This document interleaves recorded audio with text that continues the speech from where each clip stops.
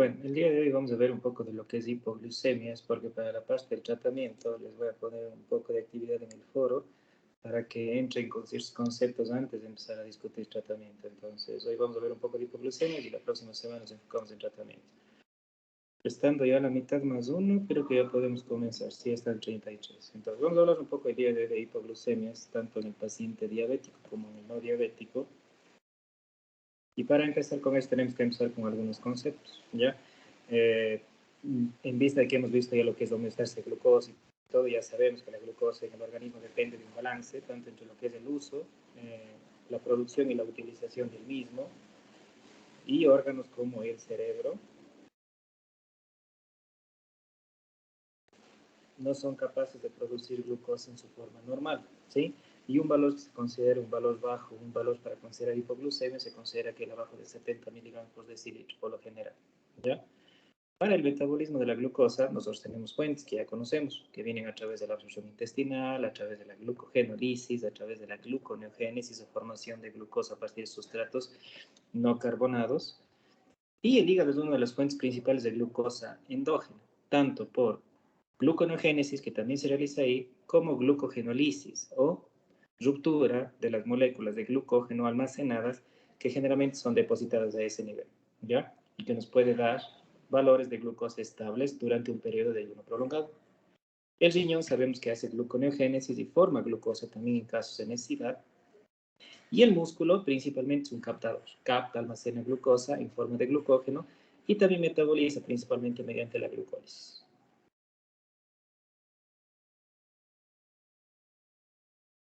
Yendo a puntos interesantes como el cerebro, del cual representa aproximadamente el 2,5% del peso corporal, su metabolismo oxidativo representa un 25% de la tasa metabólica basal, lo cual, si ustedes ven, es un número bastante importante, y prácticamente un 50% de la utilización global de la glucosa corporal, ¿ya?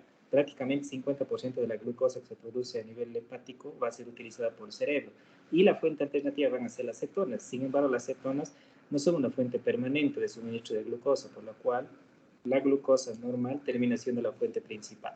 De ahí la importancia del balance de glucosa y ante una mínima deficiencia del mismo, la sintomatología de tipo neurológica va a comenzar.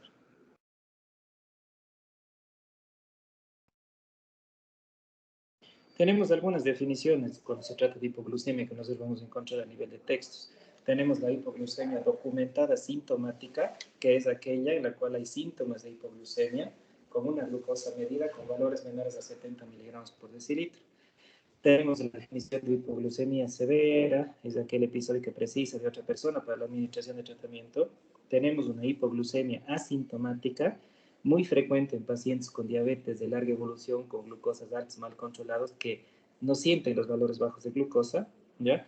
O no existen síntomas con abajo de valores de 70 miligramos por decilitro. Una hipoglucemia probable sintomática, aquella en la cual los síntomas son autorreportados, pero yo no he confirmado con mediciones de glucosa. Y la hipoglucemia relativa, síntomas con glucosa mayores a 70. ¿Ya? Eso es también algo muy frecuente en pacientes con diabetes mal controlada, porque generalmente los pacientes manejan valores tan altos de glucosa todo el tiempo que al momento de tener glucosas normales, el cuerpo lo considera como una hipoglucemia y da sintomatología de hipoglucemia, cuando en realidad no la tiene. La hipoglucemia es un problema en el momento de manejar a los pacientes con diabetes. Sí, es un factor limitante en el manejo glucémico, tanto en la diabetes tipo 1 como en la diabetes tipo 2. Actualmente, la ADA le da una clasificación a lo que es los niveles de hipoglucemia. Ustedes van a encontrar la definición o nivel 1, aquello con glucosa entre 70 y 54 miligramos por decilitro. Nivel 2 de severidad, aquella glucosa menor a 54 miligramos por decilitro. Y nivel 3 es aquello que ya tiene un evento severo caracterizado por alteración del estado mental y el estado físico que requiere asistencia de otra persona, ¿ya? En todo caso, como pueden ver, esto mantiene igual el criterio inicial, que es una glucosa abajo de 70 para empezar a hablar de hipoglucemia.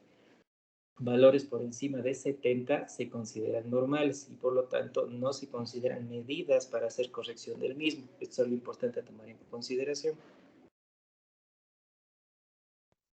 La hipoglucemia, yendo a lo que son diabéticos, acontece prácticamente en un tercio de los pacientes con diabetes tipo 2, comparado con diabetes tipo 1. ¿Por qué ocurre esto?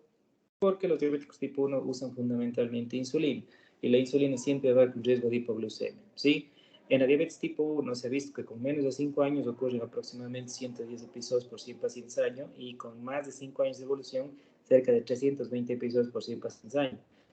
En diabetes tipo 2, por otro lado, podemos ver que ocurren de 10 por 100 pacientes al año. ¿Sí? La diferencia es bastante importante, pero esta proporción se va a equiparar cuando el paciente se vuelve también insulino dependiente, hablando del paciente con diabetes tipo 2, ¿sí? Cuya evolución, si no está bien controlado, es igualmente al uso de insulina en su totalidad, por lo cual el riesgo de hipoglucemia va a ser bastante similar al paciente con diabetes tipo 1. Viendo la homeostasis de glucosa, vimos que había mecanismos contrarreguladores que justamente van a evitar que el paciente realice hipoglucemia. Y tenemos un cierto orden para eso, ¿sí? Tenemos así entonces que ante una disminución de la glucosa, lo primero que va a hacer una disminución obviamente son los valores de insulina, ¿sí? Y van a haber un aumento de las hormonas contrarreguladoras si esto no es suficiente, con un aumento primero del glucagón. Es la primera hormona en responder ante una baja de glucosa por abajo de 70 miligramos por decilitro. Si esto no es suficiente, entran las hormonas contrarreguladoras, catecolaminas, cortisol, y finalmente, en el último lugar, el que más demora en reaccionar es lo que son valores de hormona de crecimiento, ¿sí? Si yo, pese a esto, pese a los mecanismos contrarreguladores, el aumento de glucagón, el aumento de catecolaminas, el aumento de cortisol, el aumento de hormona de crecimiento, un momento, por favor.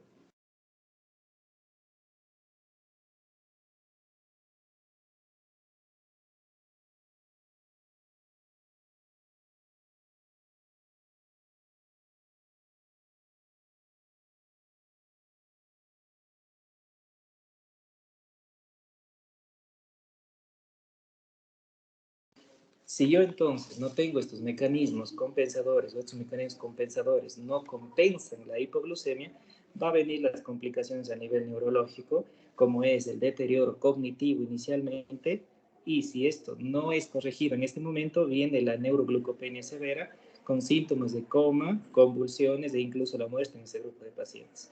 Entonces, como vemos, tenemos ciertos mecanismos de defensa que son las hormonas contrarreguladoras que nos van a dar sintomatología de alerta respecto a la hipoglucemia, que si no es compensada en ese momento, la consecuencia neurológica puede ser severa.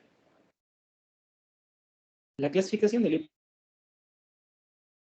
ya, por otro lado, implica no solamente pacientes con diabetes, hay pacientes sin diabetes que van a tener también cuadros hipoglucemia, cuya investigación es un poco diferente, ¿sí? Tenemos primero, cuando tenemos pacientes de tratamiento, tenemos que buscar causas como fármacos y sustancias. Justamente hablando de pacientes diabéticos, el uso de insulina, sulfonilurias, principalmente glinides, prácticamente no se usa en la actualidad. El alcohol también, que se suele asociar a hipoglucemia. Algunos fármacos ocasionalmente pueden asociarse a hipoglucemia según reporte de casos y otro tipo de sustancias.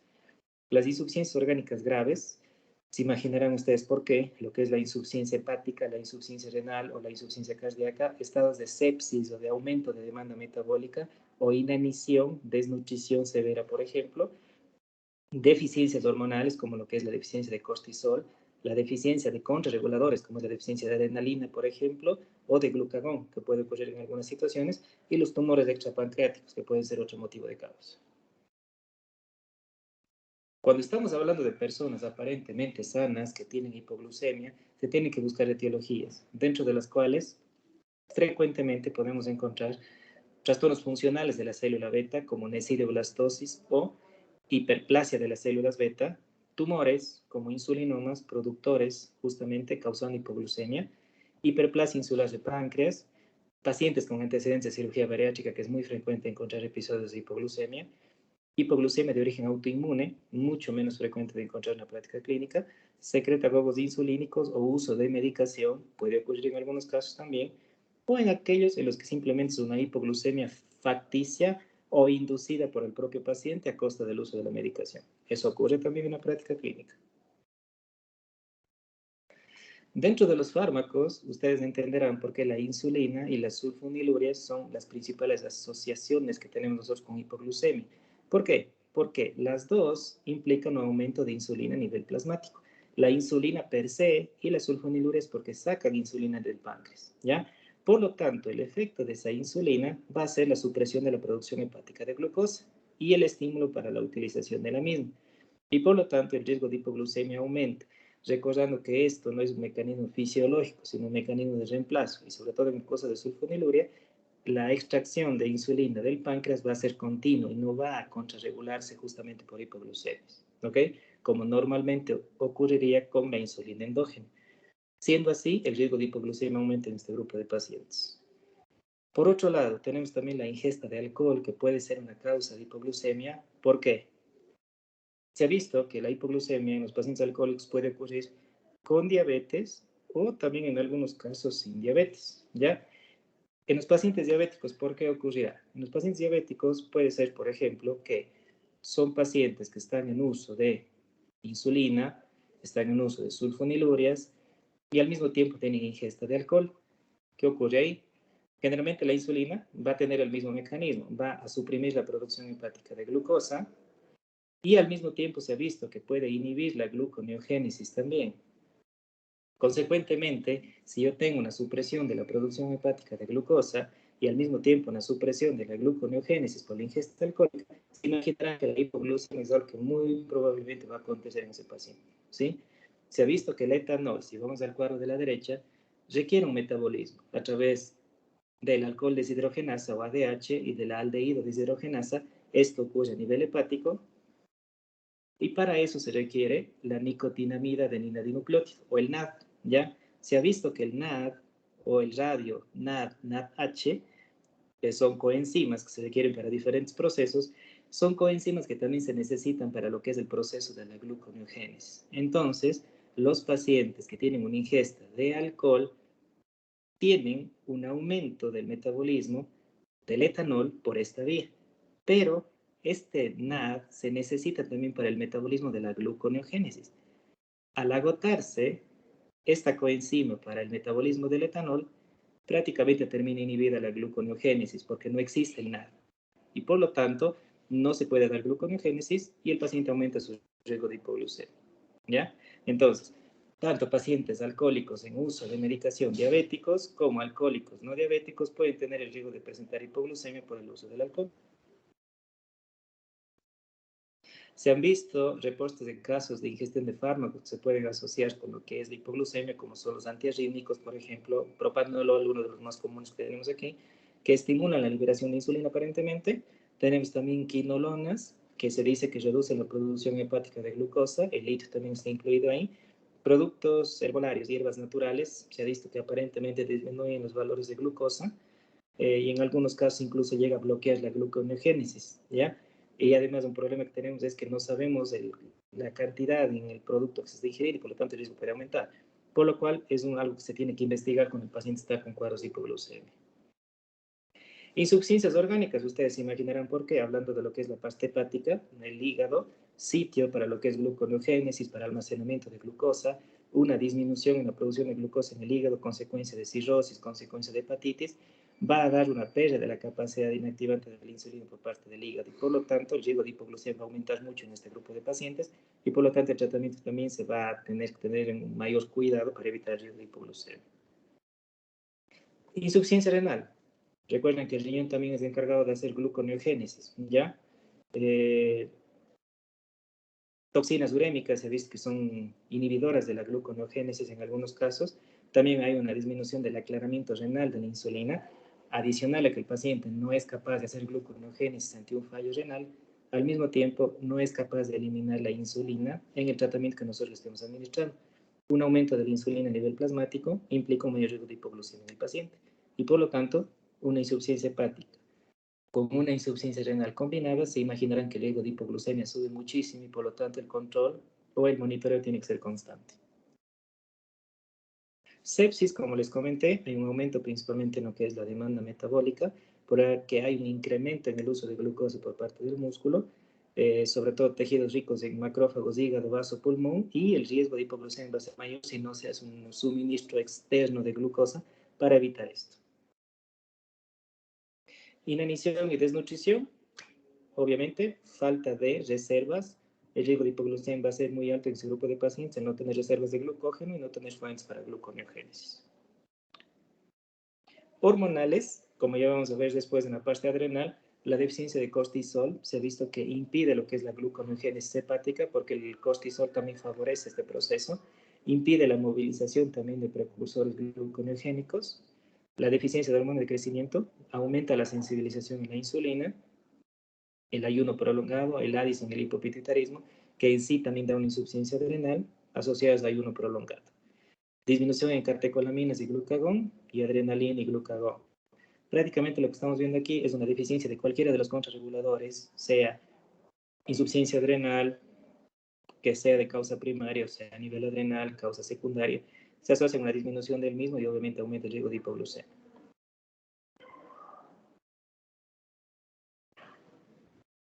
Cuando tenemos personas sanas que están con un hiperinsulinismo endógeno o en investigación de un hiperinsulinismo endógeno, ante todo no es lo que vamos a encontrar muy frecuentemente esto, ¿no? Son causas raras de hipoglucemia, más frecuentemente se encuentran en pacientes diabéticos, pero cuando se presentan y se confirman, se puede sospechar o bien de un insulinoma o un mecanismo autoinmunitario de inmunidad o el uso de medicación exógena como causa probable, como la administración equivocada de las dosis de la medicación, que ocurren bastante frecuentes, o la administración por parte del propio paciente de medicación no autorizada. Yendo a uno de los que más se puede encontrar, aunque la verdad dentro de la práctica no es tan frecuente, tenemos el insulinoma, que es un tumor de la célula beta de 1 a 200, 1 por cada 250.000 pacientes al año, o sea, no es algo que se va a encontrar muy frecuentemente en la práctica clínica. El 80% puede ser un adenoma, una lesión única, sobre todo a nivel de lo que es cuerpo y lo que es cola de páncreas, y puede aparecer en cualquier edad, pero aparece más temprano, sobre todo en pacientes que tienen antecedentes o historia de neoplasias endócrinas múltiples, que se suelen asociar a tumores neuroendocrinos. El insulinoma es en sí un tumor neuroendocrino y por lo tanto se presenta más en este tipo de patologías. Generalmente son esporádicos en un 90 o 95% de casos y en un 4 o 6% de casos justamente está asociado a neoplasias endócrinas múltiples, sobre todo de tipo 1. El diagnóstico, obviamente, la presencia de hipoglucemia confirmada, con manifestaciones sintomáticas de neuroglucopenia y la aparición de hipoglucemia durante una prueba de ayuno que se realiza en este grupo de pacientes.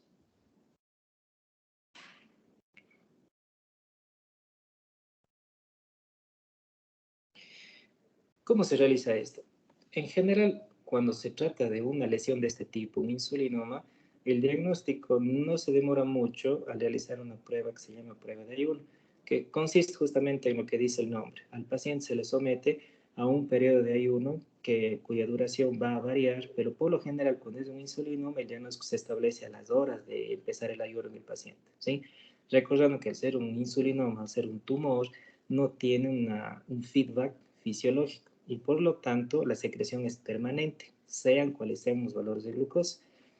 En ese caso, cuando yo tengo una glucosa baja en este paciente, ¿ya?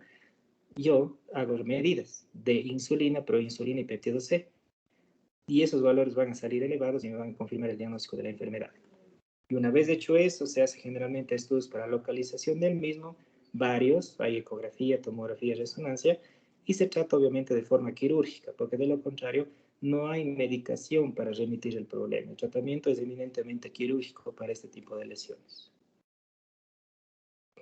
Por otro lado, existen las lesiones que no son de tipo tumoral. Existe lo que son las necidioblastosis, que se les conoce, o una afección difusa de los islotes pancreáticos, ¿ya? Se ha visto que pueden ser responsables de un 0.5 o un 5% de los casos de hiperinsulinemia. Se caracteriza por una hipertrofia de los islotes, a veces hiperplasia de los mismos. Por lo tanto, existe un aumento de la producción de la célula beta por insulina, ¿ya? Aparecen por lo general después de la comida, ¿sí? Una característica que puede ayudar a diferenciar un insulinoma de una necidoblastosis, por ejemplo, justamente es en las necidoblastosis, por lo general, el aumento de la secreción insulínica se presenta con la ingesta alimentaria, mientras que en los pacientes con insulinoma el aumento de la secreción de insulina es constante y por lo tanto se puede presentar en ayuno o se puede presentar a cualquier hora del día. Por lo general, cuando son necidoblastosis, estas hipoglucemias ocasionalmente se pueden presentar postprandiales, post ingesta de comida, consecuencia de un aumento o una secreción exagerada de insulina por parte del páncreas luego de una ingesta de comida. Esto es algo que se va a encontrar muy frecuentemente en los pacientes sometidos a cirugía bariátrica, ¿ya? ¿Por qué?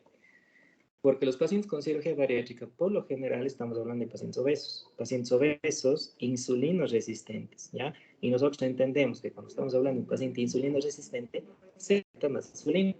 Si se secreta más insulina, a largo plazo existe el riesgo de que exista una necidioblastosis en ese grupo de pacientes.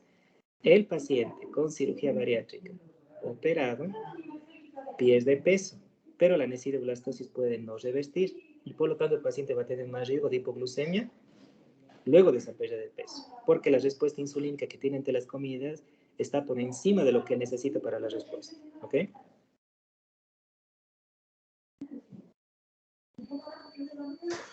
Esta forma más rara, cuando se trata de pacientes portadores de anticuerpos frente a la insulina, es muy raro de encontrar en la práctica clínica. Generalmente son hipoglucemias de tipo intermitentes, en las cuales existe un aumento de la insulina y disminución de la glucosa plasmática.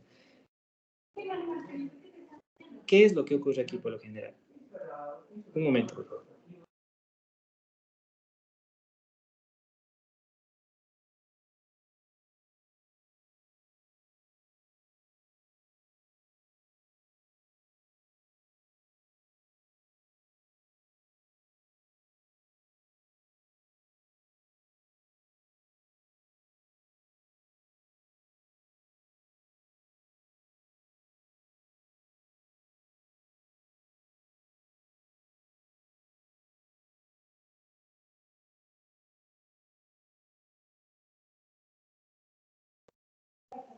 Entonces, ¿qué ocurre en este tipo de hipoglucemias autoinmunes? Generalmente son raras o difíciles de diagnosticar porque nosotros tenemos anticuerpos frente a la insulina. Entonces, este tipo de hipoglucemias generalmente se presentan en la fase postprandial tardía. ¿Qué es lo que se dice que ocurre en este tipo de hipoglucemias? No es algo muy frecuentemente que se puede encontrar. Se dice que los anticuerpos se unen a la insulina y la liberan luego de cierto tiempo. Entonces, ustedes se imaginarán, nosotros generalmente administramos insulina a los pacientes o el paciente generalmente secreta insulina luego de la ingesta de comida. ¿Ya? Si el anticuerpo se une a esa insulina y no permite su acción, la fase postprandial va a pasar y la insulina va a empezar a actuar tardíamente, ya cuando los alimentos, o mejor dicho, cuando la glucosa ha sido almacenada. Consecuentemente, al liberarse la insulina de esos anticuerpos, yo voy a tener hipoglucemia, ¿ya? Entonces es algo no muy común de encontrar en la práctica clínica, pero que suele ocurrir y tiene que ser investigado también en ciertos casos. La hipoglucemia facticia o inducida, el uso de insulina y sulfonilureas principalmente son los responsables, y siempre es importante que ustedes descarten eso antes de establecer una sospecha de una hipoglucemia de origen endógeno, ¿sí? Porque una de las causas más frecuentes que ustedes van a encontrar en la práctica clínica es el uso de medicación, ¿ya? Entonces siempre se tiene que investigar uso de sulfonilurea, uso de insulina. Se ha visto en la práctica que responsables de esto pueden ser las personas relacionadas con profesión sanitaria, familiares de personas diabéticas, personas con propensión a la simulación. En algunos casos se ha dicho que se puede recurrir a determinar proinsulina y péptido C para establecer un diagnóstico diferencial, pero muchas veces puede haber error analítico. Entonces, la historia clínica es importante de realizar en estos casos. Ahora, ¿cuál es el cuadro clínico de una hipoglucemia? ¿Sí? Va a haber una constelación de síntomas, va a depender de las características del paciente, pero por lo general, yo para hablar de hipoglucemia, primero tengo que confirmar la tríada de Whipple. Es lo primero que yo tengo que hacer, que es signos y síntomas compatibles con hipoglucemia, constatación de esa hipoglucemia por métodos cuantitativos y la desaparición de la sintomatología tras alcanzar la normalidad con la corrección de la glucemia, ¿sí? Yo necesito estos 3 puntos para realmente empezar a hablar de hipoglucemia. Si no cuento con estos 3 puntos, yo no puedo hablar de hipoglucemia aún, ¿ya? Yo necesito signos y síntomas, yo necesito confirmar esa glucosa y que los síntomas desaparezcan con la corrección de esa glucosa. Si yo no tengo esta tríada, muy difícilmente voy a poder hablar de hipoglucemia en el paciente.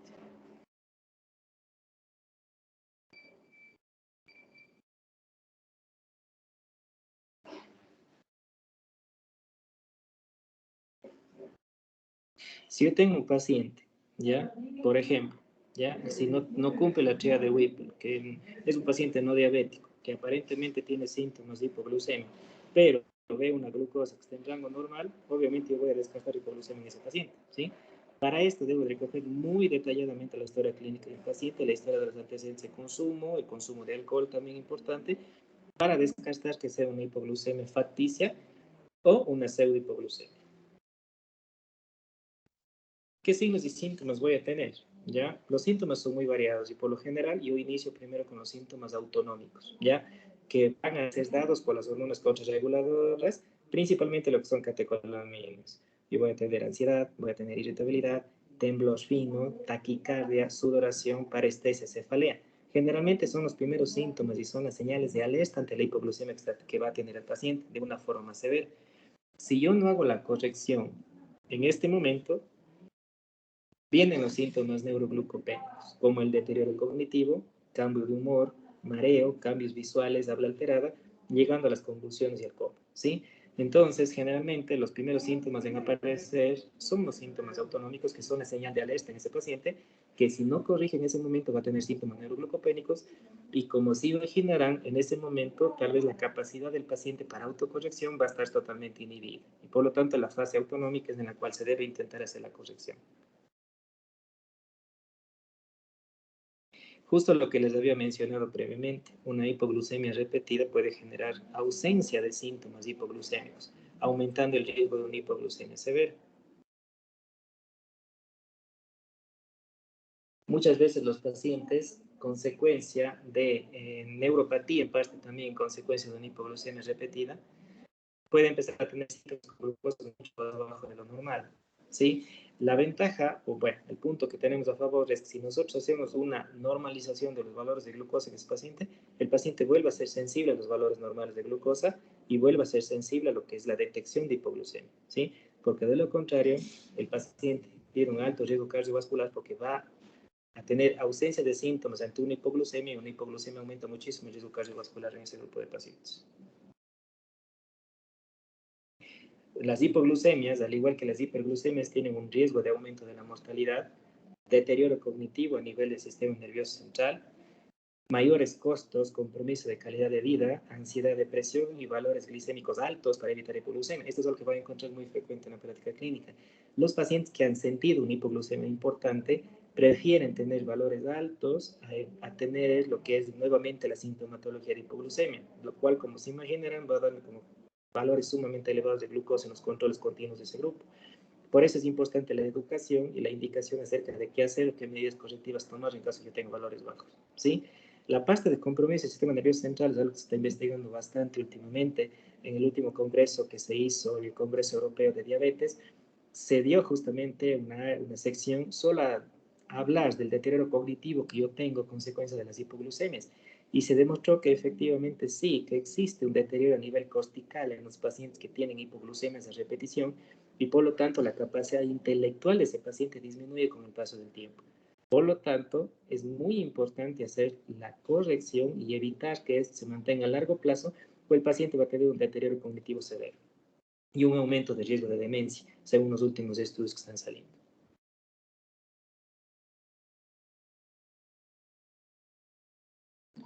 Factores de riesgo para lo que es una hipoglucemia, medicación, la diabetes, obviamente, la hemoglobina glicosilada baja, recordando que las metas que nosotros tenemos en la población en general es a partir de 6.5 a 7%, el ejercicio, el ayuno prolongado, discordancia entre la insulina y la alimentación, disfunción renal y hepática, sueño, alcohol, hipoglucemias recurrentes e insuficiencia adrenal, ¿ya? Todos estos son factores de riesgo para que el paciente tenga un descenso de sus valores de glucosa, ¿sí? Por lo tanto, el ADA, hace algún tiempo, dio recomendaciones para tener un rango de glucosa en un rango más alto en aquellos pacientes que no tienen o tienen, mejor dicho, características de riesgo. Ya, como ustedes pueden ver aquí, se recomienda, sobre todo, una hemoglobina glicosilada más alta, de acuerdo a la expectativa de vida, ¿sí? A las comorbilidades acompañantes, a las complicaciones vasculares acompañantes, ejemplo, un infarto de miocardio, un paciente con infarto de miocardio de antecedente, tener una hipoglucemia implicaría un alto riesgo cardiovascular, ¿ya? un paciente con una expectativa de vida corta o un paciente con una alta duración de enfermedad o un contexto social comprometedor. Por ejemplo, paciente que vive solo, que no tiene para hacer correcciones, que no tiene para mediciones de glucosa, son pacientes en los cuales se puede soltar un poco el control de la hemoglobina glicosilada y un valor entre 7, 5 y 8 es una recomendación que se puede dar.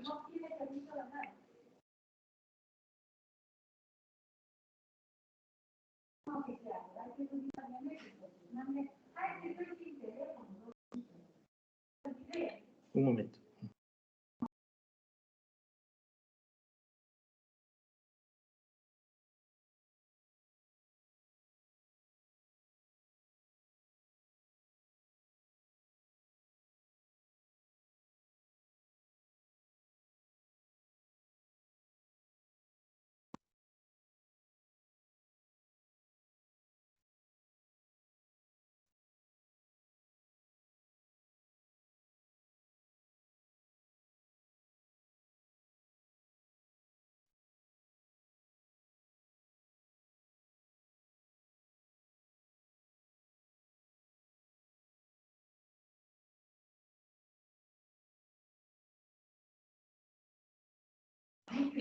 Entonces, referente a las medidas para reducir hipoglucemia, tenemos que identificar factores de riesgo, programa de educación, individualizar objetivos glucémicos y, obviamente, kits de emergencia en caso de riesgo de hipoglucemia alto en ese grupo de pacientes. Manejo en pacientes hospitalizados, ¿cómo se realiza?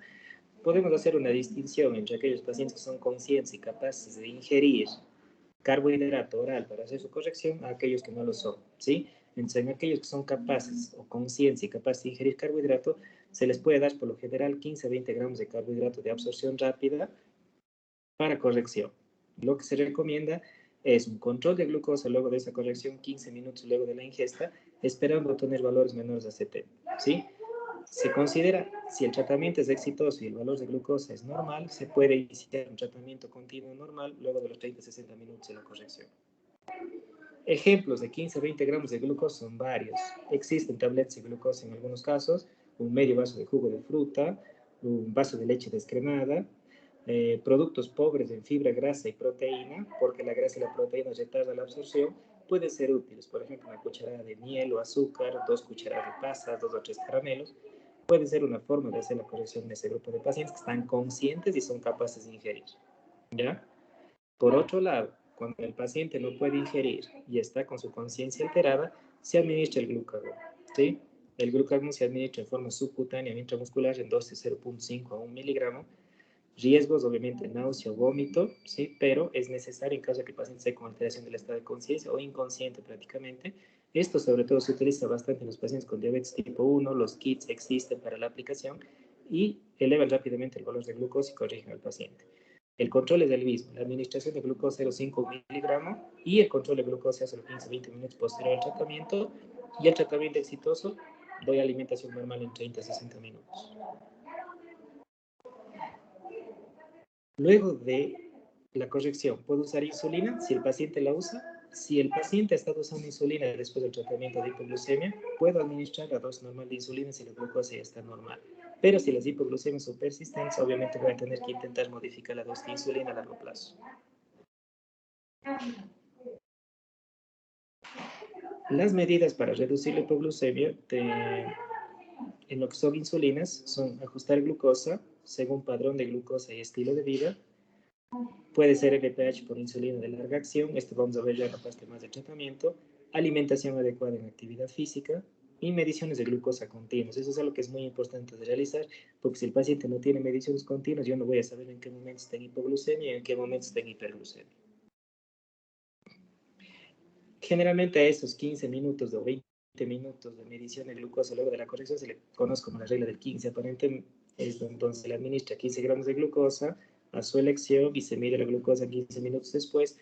Generalmente es lo que se recomienda para hacer la corrección, en este caso, en este grupo de pacientes. Recordar, en todo caso, que de base la corrección es con 15 gramos de carbohidrato por vía oral de base, y en caso de que sea por vía endovenosa, la dextrosa, dependiendo si tienen al 5, al 10 o en algunos casos al 50%, una administración de al menos unos 20 gramos de glucosa por vía intravenosa.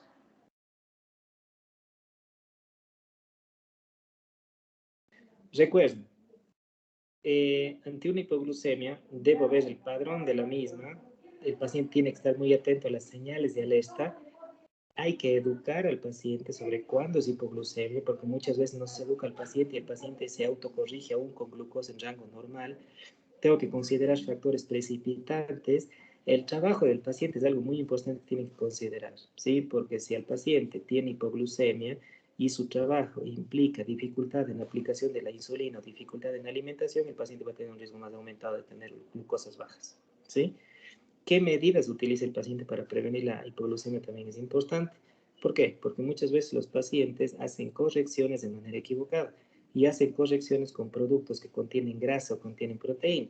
Ejemplo, un paciente que hace hipoglucemia se corrige y come un pan, por ejemplo, ¿sí? Un pan tiene grasa principalmente y por lo tanto yo no voy a tener corrección de esa glucosa en el paciente, sino que además yo después de algunas horas de la absorción de ese carbohidrato con grasa, yo voy a tener hiperglucemia tardía.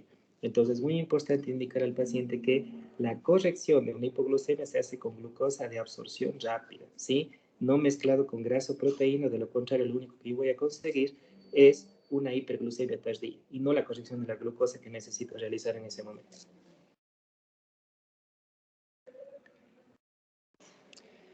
Como resumen, entonces, ante una sospecha de hipoglucemia, ya en caso de que el paciente esté yendo al lado derecho sin uso de medicamentos para la diabetes, evaluar cómo están las glucosas. Si tengo una glucosa mayor a 70, historia pobre, probablemente voy a descartar hipoglucemia. Si tengo una glucosa de 50 a 70, se le puede hacer una prueba de ayuno y si la glucosa está menor de 50, es probablemente sí asociado a una hipoglucemia. Van a requerir las mediciones que les indiqué para estudios de probables tumores productores como un insulinoma, por ejemplo, ¿sí? En el caso del uso de medicación para la diabetes, el cuadro está establecido por la medicación y por lo tanto se requiere un reajuste del mismo, ¿ya? Recuerden que para establecer una hipoglucemia siempre tenemos que confirmar la triada de Whipple y una vez establecida la triada de Whipple yo puedo considerar realmente que es una hipoglucemia verdadera. Caso contrario, uno puede hablar aún de hipoglucemia, ¿ya? Eso sería, ¿no? Preguntas que tengan, por favor.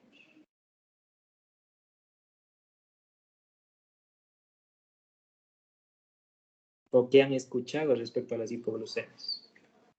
Tenemos tiempo. Vamos con Denise, vamos con Pablo.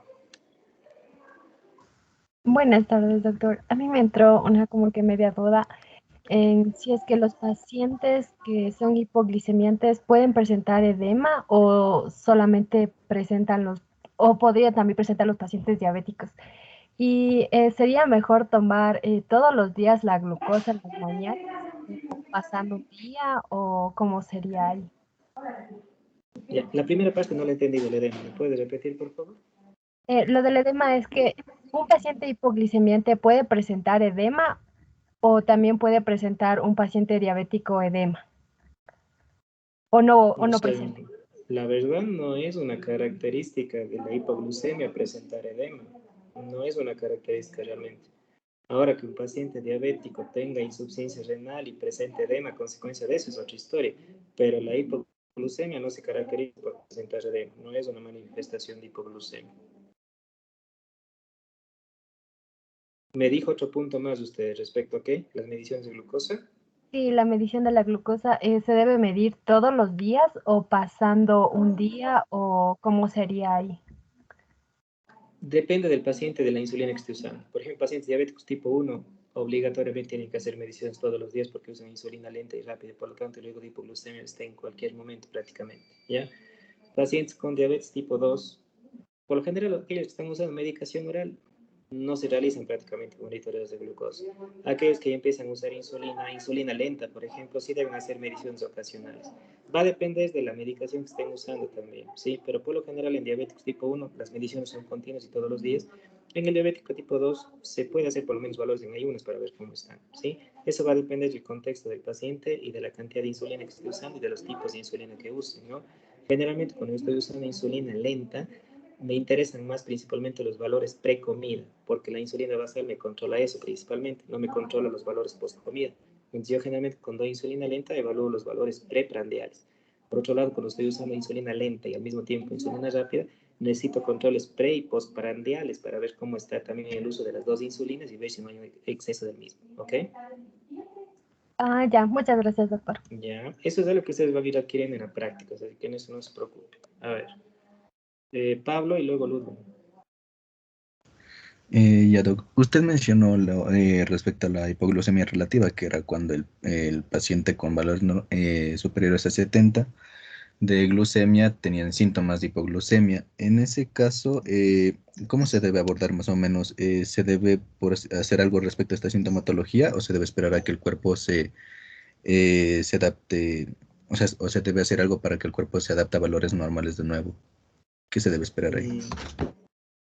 A ver, ahí estoy un poco confundido. Usted me mencionó hipoglucemia facticia con valores mayores a 70, ¿no es cierto? Sí, Doc, o sea, que el paciente tenga síntomas de hipoglucemia, pero con valores superiores, o sea, con valores mayores a 70. Ya, eso podríamos dividir entre aquellos pacientes que son diabéticos y los pacientes sanos. Por ejemplo, en un paciente sano que tenga síntomas de hipoglucemia y los valores estén por encima de 70, la respuesta es sí, pues, no es hipoglucemia y se tiene que buscar otra causa de la sintomatología o otro tipo de valoración.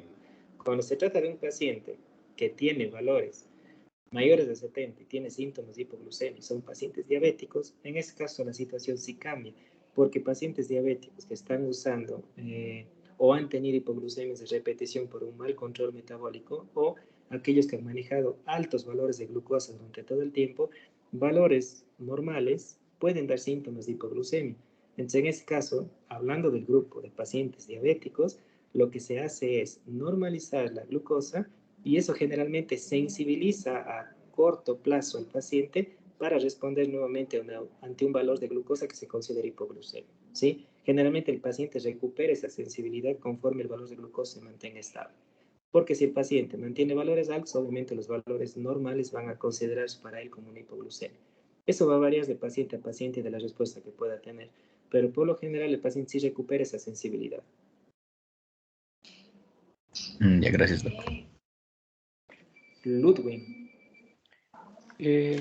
Doc, en los pacientes que ya presentan hipoglicemias repetidas, esta ausencia de los síntomas serían los autonómicos, ¿verdad? Exacto. ¿Y cómo se podría sospechar de que un paciente tal vez ya está cursando con una hipoglicemia en ese momento? La única forma es con la glucosa baja, ¿no? No hay otra manera de confirmar. Y eso ustedes van a encontrar, o sea, con el monitoreo glucémico, que el paciente encuentra o registra valores de 40, 50, 60 y refiere ausencia total de sintomatología. Entonces, muchas veces ellos reportan los valores, pero ni siquiera están conscientes de que es hipoglucemia. Porque justamente, o sea, han tenido a veces tantos valores bajos que su organismo, en cierta forma, se acostumbró a la falta de respuesta autonómica. En ese caso, la tríada de Whipple ya no estaría tan utilizada. Lo que pasa es que estamos hablando de un paciente diabético en este caso, ¿no? Entonces, en la parte de la tríada de Whipple, recuerden que la sintomatología de inicio va a estar presente, pero en el diabético varía un poco justamente porque esa pérdida de sensibilidad puede causar ausencia de síntomas. La tríada de Whipple sería 100% más necesaria para un paciente no diabético. ¿Ok? Listo, Doc, gracias. Ya. A ver, ¿alguien más? ¿Tienen preguntas? ¿Alguien más? Aprovechen, por favor. Doctor, Levanten la disculpe. mano, por favor. Recuerden, puede ser preguntas absurdas, pero ahora es cuando deben hacerlas. No hay ningún problema. Santiago Guanotuña. Disculpe, doctor, yo no le entendí muy bien eso de la hipoglucemia que sucede por anticuerpos contra insulina. ¿No se supone que si tienes anticuerpos contra la insulina pierde función y más bien tendrías elevación de la glucosa? Ya, entonces, en este caso estamos hablando de otro tipo de anticuerpos, ¿ya? Generalmente los anticuerpos que nosotros conocemos son anticuerpos que están dirigidos principalmente contra la célula beta. En este caso son anticuerpos dirigidos específicamente contra la insulina, ¿ok? Entonces, lo que hacen estos anticuerpos es unirse a la insulina al momento en el que se encuentra a nivel plasmático e impedir la unión a sus receptores. Ese es el mecanismo de suposición del por qué ocurre una hipoglucemia de forma tardía en ese grupo de pacientes. Por el otro lado, los anticuerpos que nosotros conocemos, el GAD, el anticuerpo antiinsulínico que ustedes también conocen, que está dirigido contra la célula beta, es otro tipo de anticuerpo, ¿ya? En este caso estamos hablando de un anticuerpo contra o antirreceptor de insulina, ¿ok? Es otro anticuerpo. Listo, doctora. Sí, si podemos observar justamente el cuadro que les estoy mostrando, ahí justamente habla de un anticuerpo antirreceptor de insulina, ¿sí? Ese es el que estoy hablando en este caso, cuando estoy hablando de una hipoglucemia tardía, ¿sí? No anticuerpo antiinsulina prácticamente, sino antirreceptor, pero también se le conoce como anticuerpo antiinsulina, ¿ok? Pero no es el mismo que nosotros conocemos en el diagnóstico de diabetes tipo 1. ¿Sí? ¿Santiago? Sí, doctor, gracias. ¿Ya? ¿Alguien más? ¿Alguna otra pregunta?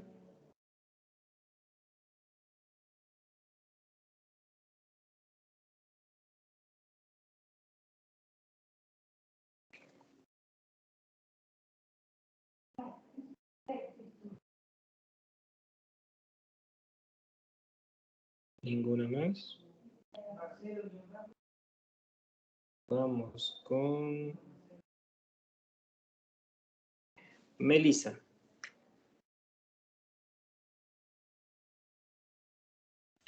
Sí, Doc. Triada de Whipple, ¿en qué consiste? La tríada de Whipple consistía en los signos más el nivel de glucosa en sangre y me falta uno. ¿Y qué más? A ver, era los signos y síntomas que mencioné, la constatación mediante la glucosa en sangre y la desaparición de la sintomatología cuando ya se alcanzó la norma glucemia. Listo. Esa es triada de Whipple, ¿está correcto? Emily Kulki.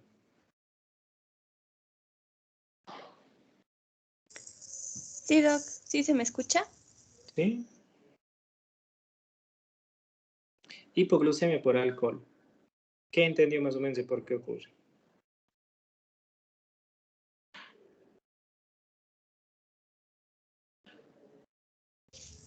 A ver, en la hipoglucemia por alcohol es porque el hígado necesita descomponer el alcohol, entonces mientras el hígado está procesando eso, deja de liberar glucosa y como resultado los niveles de azúcar en sangre disminuyen y por eso se da la hipoglucemia. ¿Ya? ¿Alguien entendió de otra manera tal vez? ¿Puede levantar la mano? Cristian. Ya, Doc, si mal no recuerdo, también intervenía en el proceso de la gluconeogénesis, en el cual, bueno, inhibía este proceso haciendo que reduzcan las concentraciones que se podrían producir por este mismo proceso, ¿no? Entonces, se podían presentar una hipoglucemia por ahí.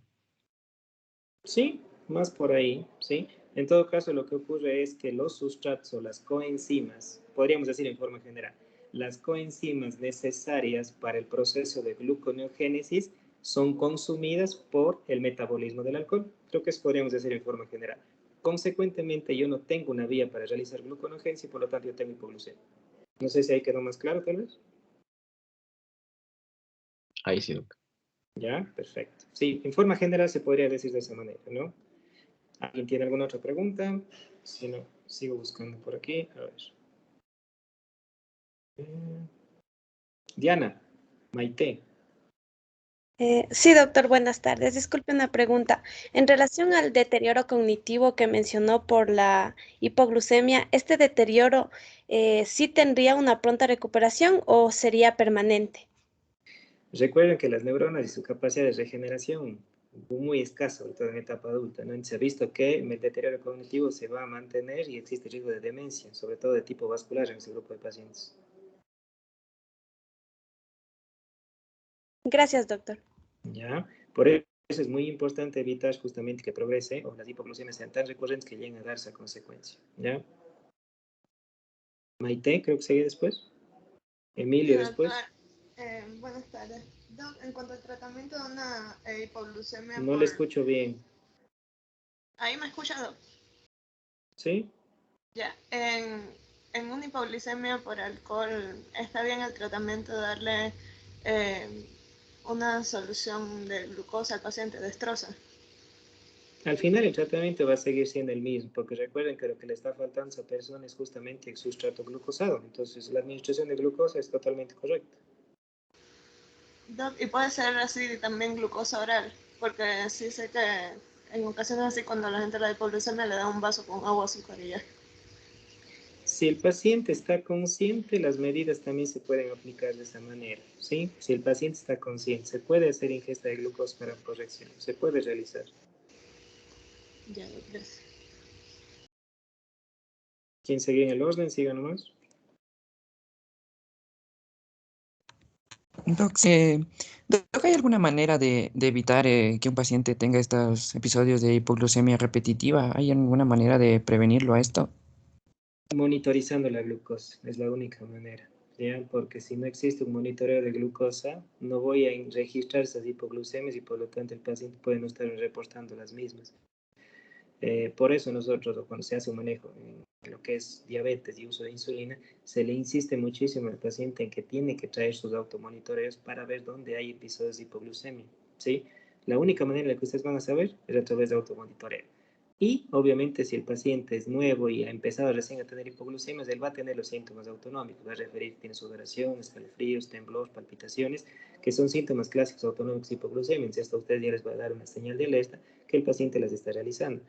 Y obviamente ustedes se pueden apoyar también en los exámenes de laboratorio, donde pueden encontrar glucosa en ayunas bajas o hemoglobinas glicosiladas muy bajas, que se asocian generalmente a hipoglucemia. De acuerdo, Doc. Doc, y, o sea, aparte del monitoreo, ¿no se puede hacer algo más con alguna dieta, algo? No, no hay como. La hipoglucemia es un problema que siempre se ha acarreado en los pacientes diabéticos y a veces aún la dieta o el monitoreo continuo muestran que existe hipoglucemia en los pacientes. Obviamente, lo que se recomienda a un paciente que tiene diabetes es que si la insulina la va a aplicar, el paciente va a tener que comer, ¿sí? Pero es muy difícil encontrar una dieta homogénea en todos los pacientes. No todos los pacientes comen igual o no comen igual todos los días. Entonces, a veces la proporción de carbohidratos puede variar y el riesgo de hipoglucemia se puede presentar. Entonces, esto requiere un acompañamiento conjunto muy frecuente para de esa manera ajustarse al paciente, ¿sí? Porque la verdad no existe un esquema de insulina como una receta para todos los pacientes y cada uno va a requerir un esquema diferente. Justamente un esquema en uno puede dar hipoglucemia en el otro, ¿sí? Entonces, sí tienen que ajustar a la realidad del paciente también y al tipo de dieta que tiene.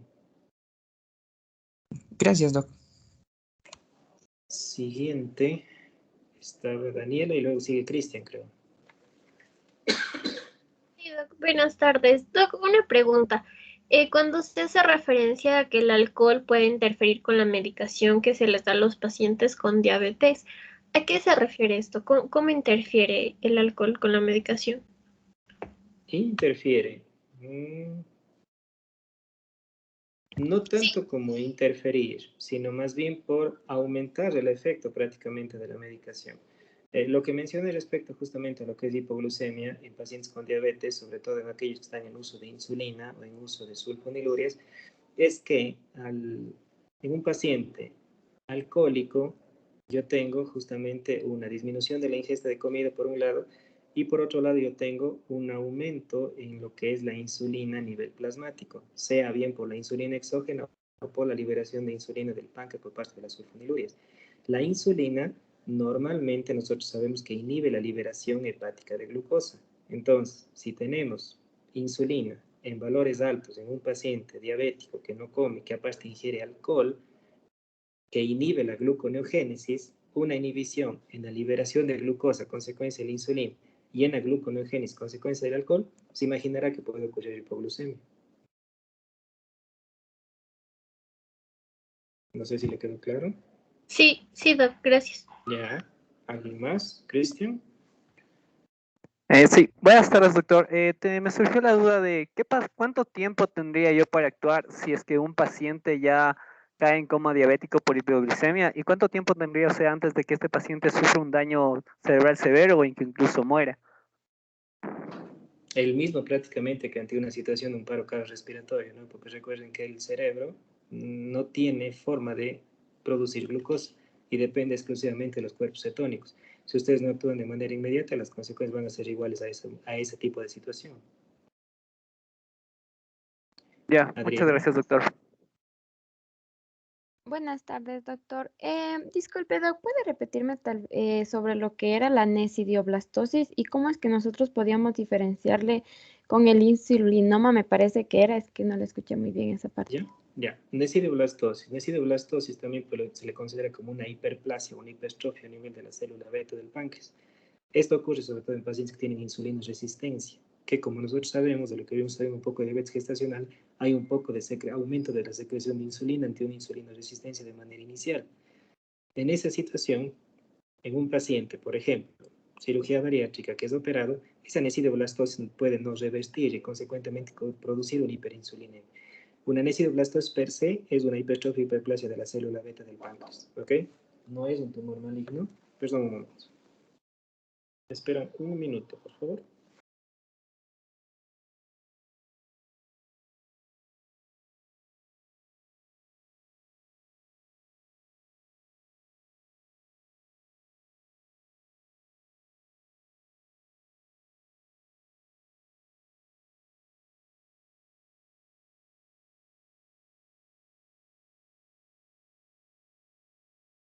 Ya.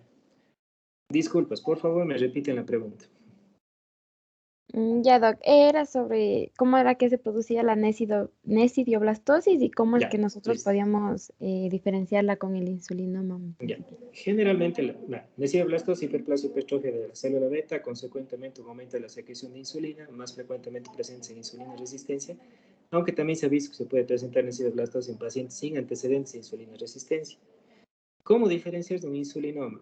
Si bien una hipoglucemia postprandial puede ser más característico de la enfermedad, a veces suele ocurrir que también presentan una hipoglucemia en ayuno también en este grupo de pacientes, ¿sí? Pero por lo general eso es más característico del insulinoma, cuya secreción de insulina es permanente, a diferencia de la nesidioblastosis, en la que por lo general la secreción de insulina se da luego de la ingesta de comida, ¿ya? Pero no siempre existe la diferenciación entre uno y otro. Pero por lo general, por ejemplo, encontrar hipoglucemias en ayuno no es algo muy característico de un paciente con nesidioblastosis. Sí es más frecuente hipoglucemias postprandiales, ¿ya? Listo, doctor, muchas gracias. Sí, pero a veces no siempre hay esa diferenciación. Por eso a veces sí son necesarios los test de ayuno para establecer el diagnóstico diferencial. Ya, doctor, gracias. Ya, doc, buenas tardes. Y con respecto a la hipoglucemia inducida, en este caso, ¿qué deberíamos hacer? ¿Solo esperar, controlarle, medirle la glucosa y nada más? ¿O ver si no hay otro episodio de hipoglucemia o cómo debería actuar? ¿Qué le entiende usted por hipoglucemia inducida? Ahí usted nos dijo que a veces los pacientes mismos se pueden, o sea, un error en la medicación o los pacientes mismos pueden ingerir más de lo debido en su receta. ¿Ya? Si hay eso, ¿qué tendríamos que hacer? Solo controlar la dosificación y si fue vigilancia. Obviamente no intencionado, obviamente corregir las dosis y la administración de medicación. A veces ocurre, o sea, que el paciente presenta hipoglucemia porque no entiende la medicación que tiene que usar o las dosis que tiene que utilizar. En ese caso, la corrección y la educación va a ser lo más importante. Pero en aquellos pacientes que se automedican o ingieren medicación que no necesita, obviamente ya se imaginarán que la valoración tiene que ser por otro lado, ¿no? Pero ante una hipoglucemia en paciente que usa medicación, siempre hay que investigar cómo usa la medicación, porque existen muchos errores, el paciente no entiende bien el uso de la insulina y a veces termina administrándose más insulina de la adecuada o las dosis son inadecuadas o la medicación no se toma de forma correcta y eso es lo que más suele estar asociado a hipoglucemia. Entonces siempre tiene que ser investigado y evaluado bien en el paciente. Ya, doc, muchas gracias. ¿Alguien más?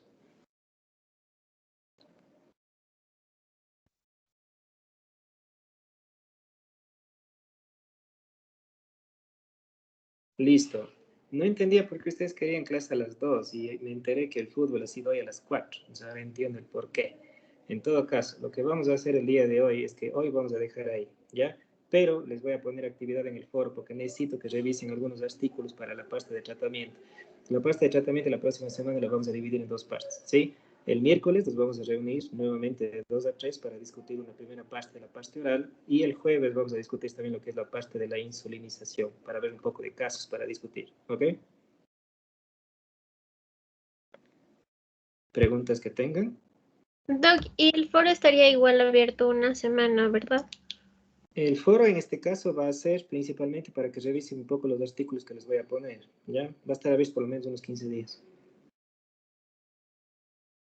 Gracias, Doc. ¿Listo? Nos vemos entonces de aquí el próximo miércoles, ¿ok? Unos compañeros de ustedes ya se presentaron, indicaron que van a empezar a rotar la próxima semana, ¿no? Sí, doctor. Sí, Doc. No nos han dicho nada, pero la verdad es que hablamos con uno de los doctores que está ahí encargado del área de docencia en el HCAM, el doctor Sarasti, y él dijo que ya dependía un poquito más de nosotros, porque hay personas que sí están yendo y se dan cuenta que no les están haciendo problema, entonces que eso ya es como más responsabilidad nuestra. Y si usted nos permite, sí, podríamos ir, Doc. Ya listo, entonces, a partir de la próxima semana, ¿ok? Ya, Doc, muchas gracias. Listo. Nos vemos entonces más o menos a las... Les dije que vengan más o menos 9:45, ¿no? Para que estén menos unas 2 horas, un poco más ahí. Y a ver si pueden rotar por la tarde. Yo voy a conversar con los estudiantes. Realmente no he conversado, no he tenido tiempo. Ahí les comento la próxima semana, ¿ok? Sí, Doc, no hay problema. Igual ya nos organizamos. Gracias, Doc. Listo. Nos vemos el próximo miércoles en clases. Que les vaya bien. Gracias, Doc. Hasta el miércoles. Hasta luego. Gracias, Doc. Ya.